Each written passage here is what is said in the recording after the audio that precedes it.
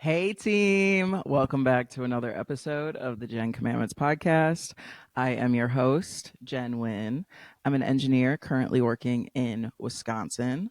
I grew up in the Chicagoland area and I went to college in Michigan. Hey, I'm in a great mood today. I had a really good week. I've been unpacking. I got therapy was really, really hard this week.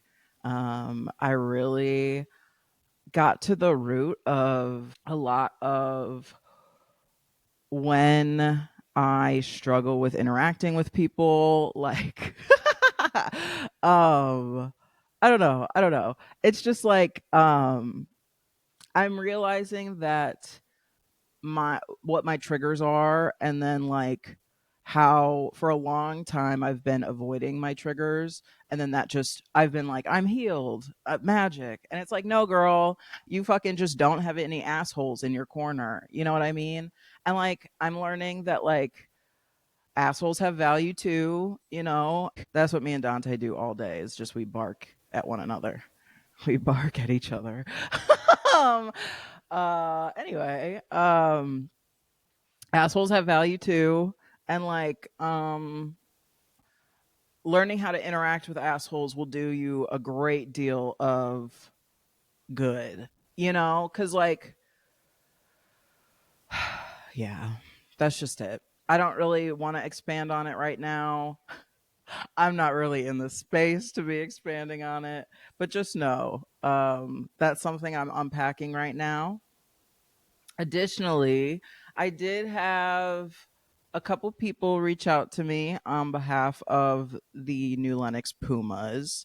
Now, I can't, for legal reasons, I can't say who they're referencing, um, but there was a man that recently got fired from coaching them. So and they had something to say about it. So I just wanted to relay that message, because they were pretty. I could tell that it was something that everyone's a little on edge about, you know, like um, because they clearly like know based on my experience with him, that he's crazy, and so um they're like they don't want him on their case, you know, and I totally get that. So um they reached out to me and were like, I had two different people reach out to me this last week in relation to the new Lennox Pumas.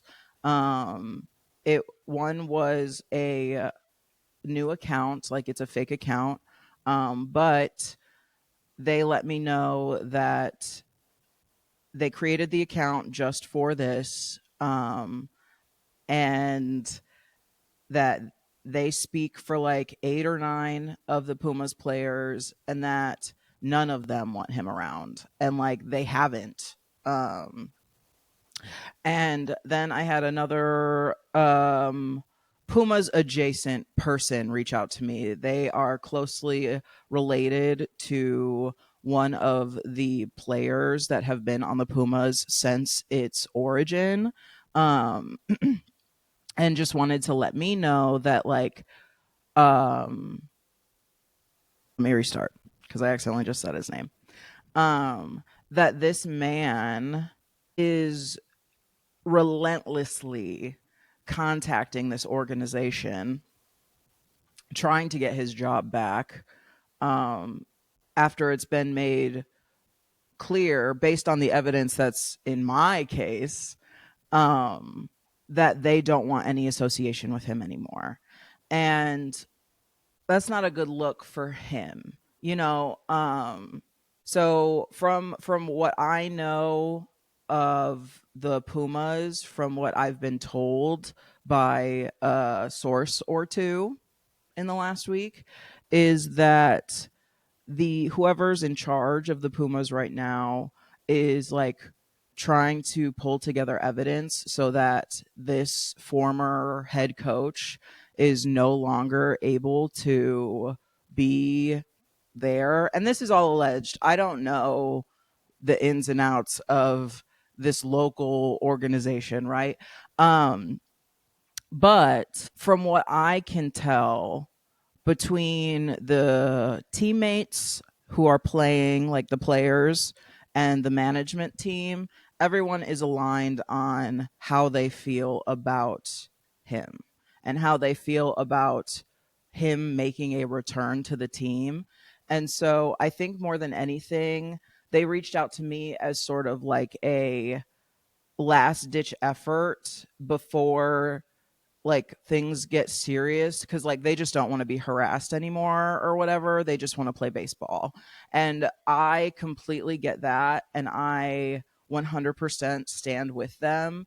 And so if they think that me saying something on the podcast because they know that he's listening um can catalyze that or be a catalyst to that, um then by all means, I can yap on my little podcast about it for 5 seconds, So that's just something I wanted to like discuss, and something that they asked me to discuss is very kind of like, um, we trust the way that you're going to talk about this, and we want to be anonymous in this. So can you do this as well? And yeah, for sure. This is all alleged. This is like, like I said, it was a brand new Facebook account. But I had reason to believe, I had ways to verify, and then having a real Facebook account reach out to me, not even 24 hours later, let me know that this is something that's probably been being discussed, so um props to you guys. I'm very proud of you for standing strong, standing firm in how you feel about everything. And they wanted me to be sure to let y'all know that they all think he's a fucking weirdo. And period, he is. So, yeah, that's the tea on that. It was very validating, obviously, to get those messages, of like, oh, I'm doing the right. Well, obviously, right is arbitrary. Moral and immoral are arbitrary. They're ever changing or whatever. I don't see it completely that way, but I'm becoming less of a like moral purist. Not everything is black and white, and I'm starting to understand that.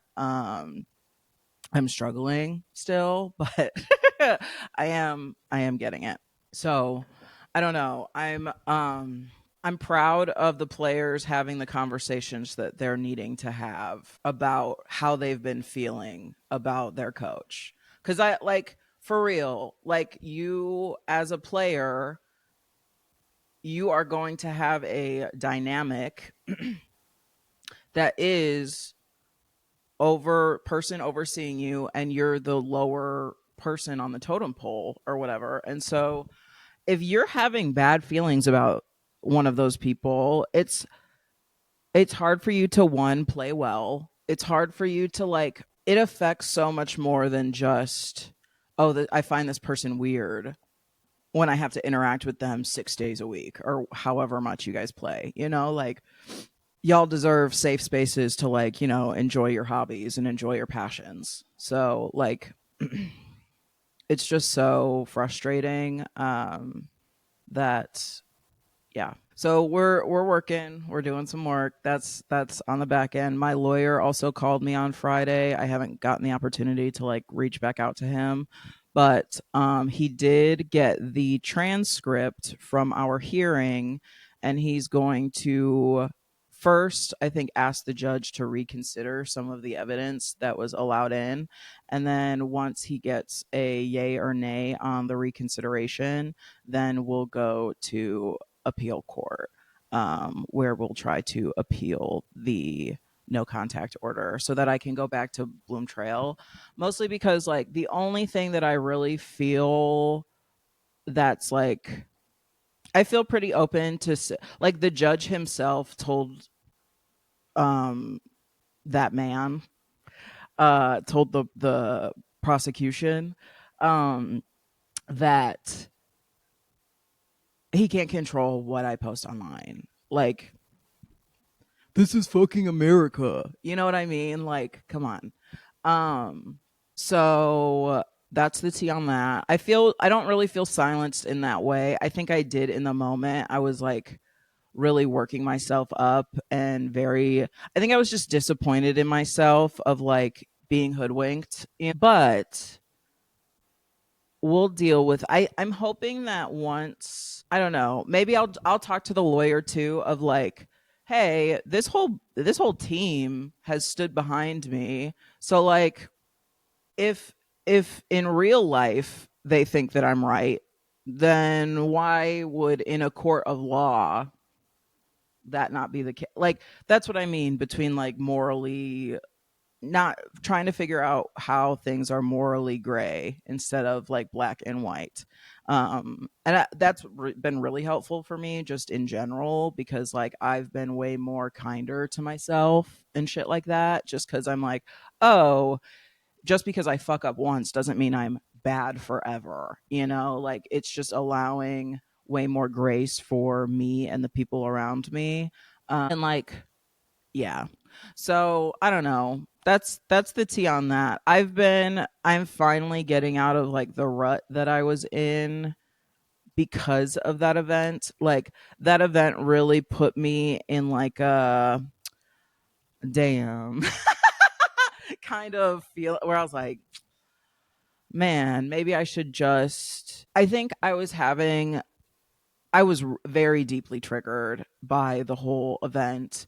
I think it's because I have this like very deep ingrained, and it's from college, I think, that like I have this just very deeply ingrained, I compare myself to the white boy in the room. Definitely. Like 100%. Um and that is there's no way that I will ever be able to compare to the white boy in the room, because the room was created for, by, and to cater to the white boy in the room. Um, and the faster that I learn how to be okay with the fact that I'm not going to be treated like the white boy in the room, I think the easier all of this will become for me, because like even in my professional life, in every like, engineering really fucked me up as it relates to that specifically. Like, I will get into that some other day. That's something that I don't even it's something that I've unpacked in therapy sort of time and time again. That is one of my really long lasting insecurities, is I already feel inferior to the white man in the room usually, because they are number one on the totem pole by definition, right? And then on top of that, most of the time, at least when I was in engineering school, the white man in the room had a doctor mom, a lawyer dad, like they were brought up in distinct, my apologies, amount of privilege.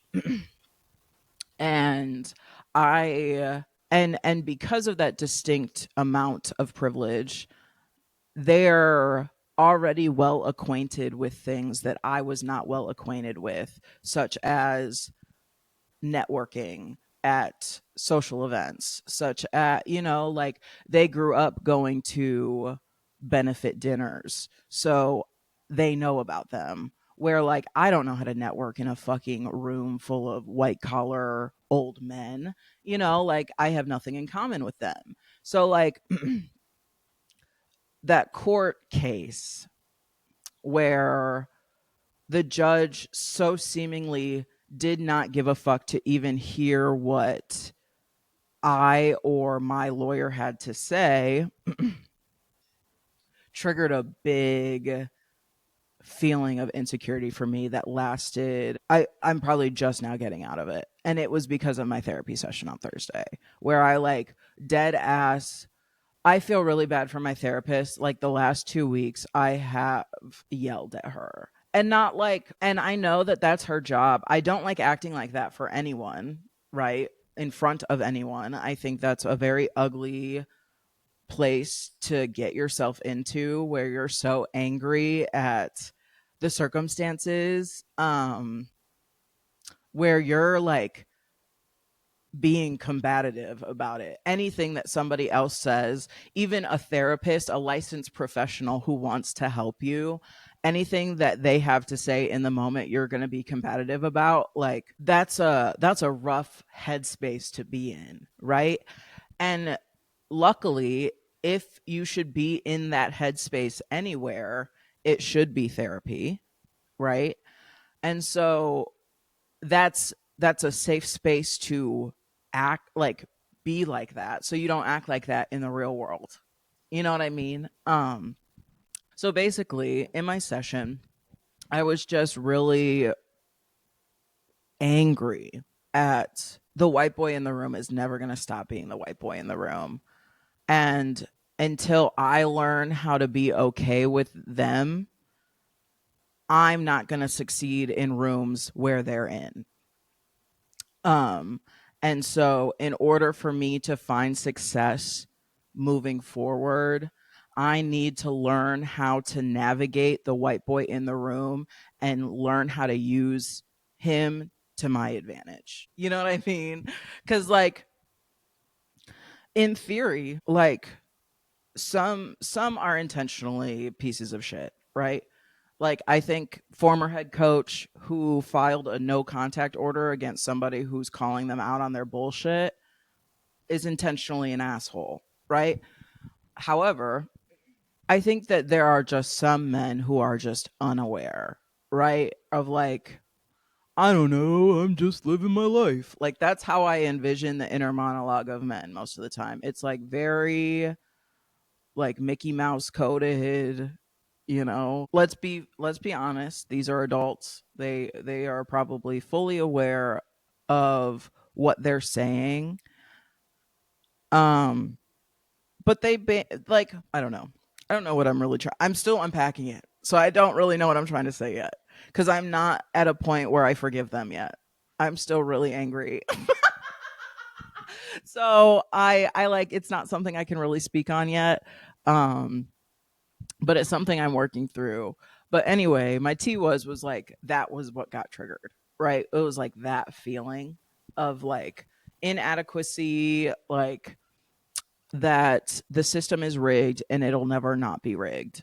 Um, and that's probably true, or at least for our lifetimes, right? I would love to say that like things are going to get better quickly, but like history lends itself to saying that that's probably not the case, right?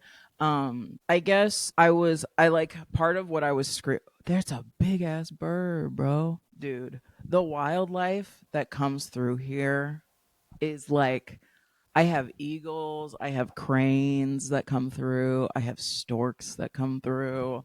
It's like, so love it.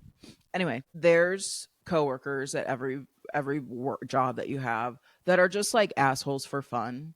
Like, that you genuinely believe that they find joy in being condescending to their peers.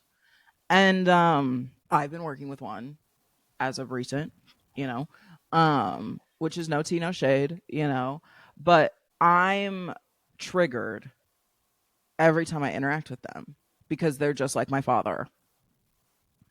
And I need to learn. And part of it is like self advocacy. So I guess like the biggest thing that I'm learning right now, I think I've mastered advocating for other people. Like, I'm pretty good at seeing a situation from the outside perspective and being like, hey, that's fucking crazy. I'm good at that. Once I put myself in the position, I it's hard for me to advocate, right? So like, if this coworker were to be talking to my other coworker like that, I would have it would be way easier for me to be like, "Hey, talking like that makes you seem like a fucking terrible human being, right?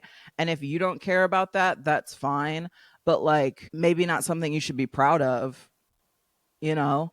Um cuz like actually never mind.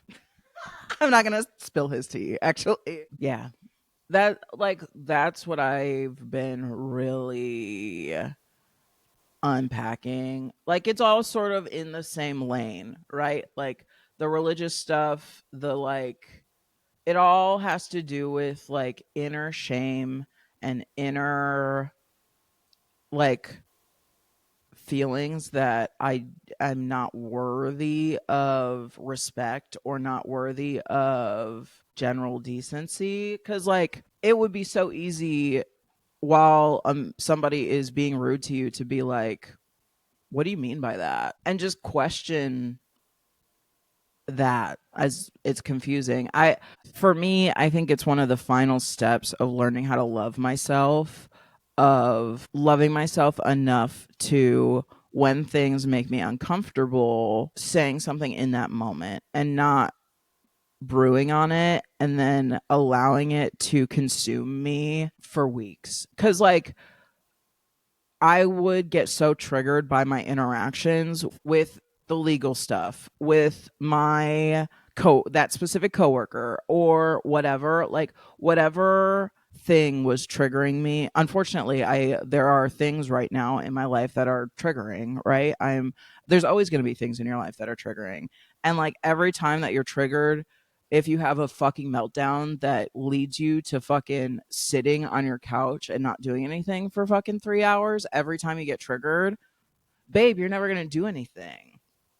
And like, so figuring out how to navigate and like identify when something is making me uncomfortable and not ignoring that feeling. I think so much of my life I've ignored when I felt uncomfortable because I've had to, like I growing up being physically, mentally, and emotionally abused, um, you are uncomfortable basically all day, every day. Like that's your normal set of feelings. And so now learning what that isn't normal and it doesn't have to be. And it's even when it is, it's your responsibility to figure out how to navigate it. It's not the world's job to like fix themselves around you. I think that's um very valuable, that I'm like working on too. It's really rough, this time period, um where it feels like I'm taking L's.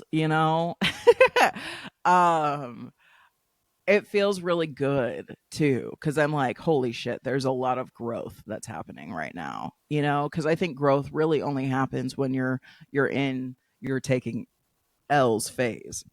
So I don't know. I don't have a lot to talk about this week, as I've been talking for 30 minutes already.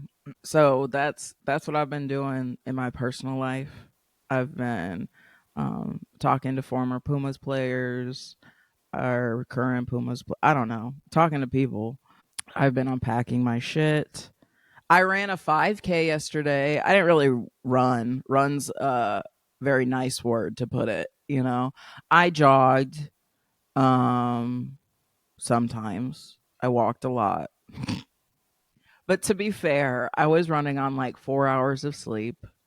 I don't think I ate before. Like, I hadn't practiced running in like a month. I looked on my app after I did it, and the last run I had done was April 8th or something. And I was like, damn. April was so busy. But I still showed up and I did it. And that I was really proud of myself, because that's something, part of like my fear of rejection, or my fear, like my need to feel like I should be perfect at any given moment. I had so much anxiety around the fact that I hadn't practiced in like I wasn't going to be as good as I thought I should be at that moment. And so like old me, or like my instinct was to not go, and my instinct was to just like not show up, because it wasn't perfect and therefore it wasn't worth doing. um but I like thought about it. I got some encouragement from some cool people.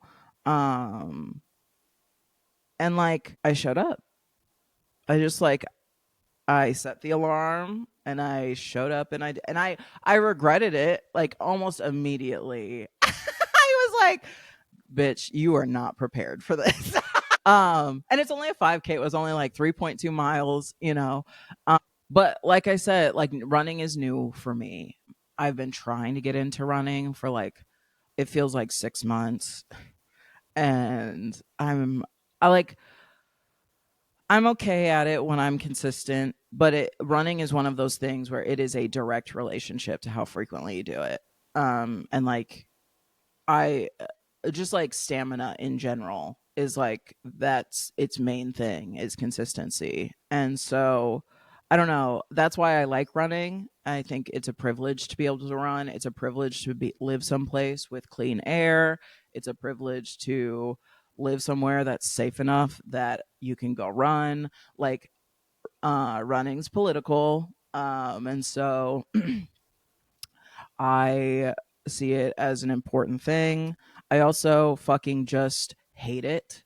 So I think one of my mental things is like if I could get myself to start like liking running, then I feel like I'll be like really mentally tough. That's just like one of those fake things in my head where I'm like, if A plus B equals C and C plus whatever, you know.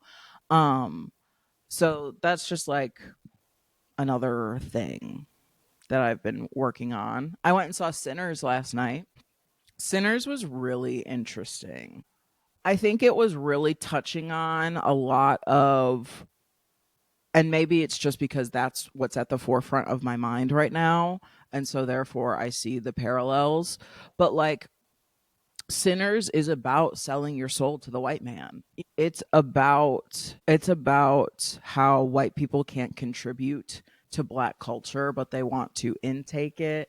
They have the money to like give towards it, but they're gonna come in and just like ruin it. Like it talks about how like if you're a white person who was born in to the impoverishment that or whatever, the poverty of what's considered usually as like a black poverty or whatever, because we associate black with poverty most of the time. It talks about that. It talks about how I liked that, I don't know her name, but the white girl character, I closely identified with her, obviously for obvious reasons. um I thought it was very clever and good that she, even though it shows that she didn't necessarily want to be bit by the vampire, but she was. And I think that I really really identified with that symbolism of like it's unintentional sometimes. Like um the need to want, or like the feeling of wanting to be like accepted by the powerful like people or whatever, I think is natural.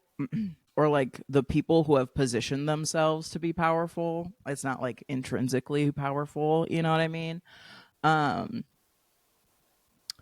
I think that was really good, and I thought that it was really, I loved the scene after the credits because I really thought that it brought everything together and really showed that like at the end of the day everyone's choosing different life paths sort of, and there are drawbacks and like benefits to both sides, you know.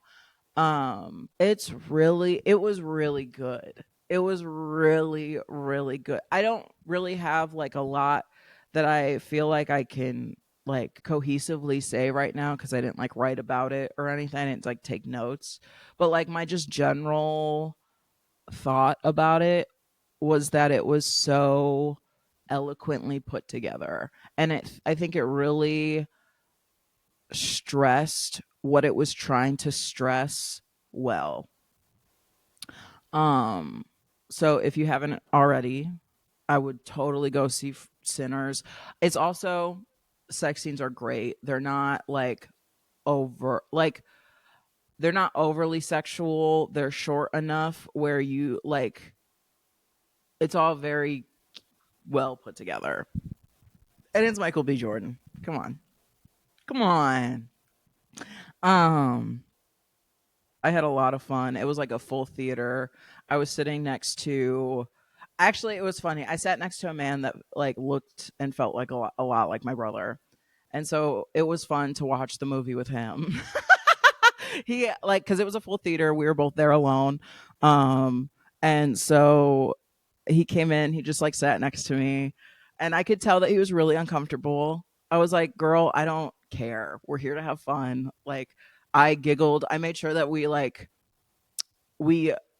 we had a good time together. We were co-watching the movie. I felt like, I'm very open to like having that experience with strangers. I think that's I've done concerts with strangers. All of that experiencing things together is fun. We're humans. That's what we're supposed to be doing. Yeah. I think that's sort of all I have this week. I don't really have much to say. I've been working through a lot of things, and like this is my first off week. I haven't where I wasn't traveling since March. Um, and it's the last one that I won't be traveling until maybe after I move, honestly. Which leads me to be like, I don't know if I'll be able to make the move the way that I want to unless I find like an apartment like right now. What I'm looking for, so my lease is up here July 8th, and I'm hoping to sign a lease for like June 28th so that I have that week and a half period to make trips if I want, and then like rent a cheap U-Haul to like move my bed, I think. I don't know. I haven't figured it out quite yet, but that's what I'm thinking for the logistics. I've had a couple people reach out to me and say if they need help with moving, let me know, which is very sweet. I feel so very loved all the time. This year has been one of the biggest growth periods of my life.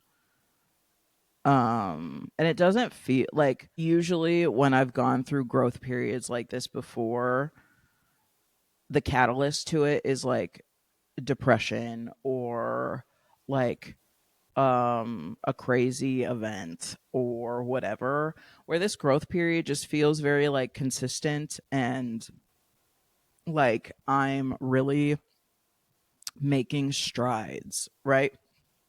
Part of that though, like we talked about, is I think I've just X'd myself from people who are triggering me. And so that's something that, speaking of my parents, right? During that reintegration process, I it's gonna be me practicing me. I've been going on dates. And that's also me practicing because men are fucking triggering. It's me fucking just, you know what I mean? Because I would like to be well rounded where where I don't just have to interact with fucking women and gay men. I just like, nah. But I've been working on it. It just, I'm very guarded. I'm like a little chihuahua that shakes. That's how I feel. So, anyway, I think that's it for this week. I love you guys so much. Happy Mother's Day if it applies. Um, I haven't texted my mom, but I probably will. I haven't really texted. I don't think I've texted her since Valentine's Day, and all I did was texted her a picture of Dante, and I don't really think I've said anything to her since October. Other than that. I love her. she's my mom. And I think that she's been through a lot of things that I can't even imagine. And I think with the resources and the upbringing and whatever she had, she did a really, really good job. And that's the goal, right? Is just do better than what your parents did. Um, and I think she and my father both did that. I think they both are heads and shoulders better parents than their parents are. And I think that's what matters at the end of the day. Uh, it, Obviously, being a good parent matters too. And I think my mom is a good parent. But I think, you know, I have rights to, feel my emotions about whatever I feel my emotions about and figure it out on my own. And then, you know, not take it out on her anymore, you know. So that's what I'm working on. So in theory, I am working on myself to also have a better relationship with them someday. So it's positive overall, but I'm sure it feels very negative in the short sight. So but regardless, I hope you all have a really great Mother's Day if um, you do, if it applies or whatever. So that's all right. I think that's the tea on that. Love you guys very much. I'll talk to you next week. All right, bye.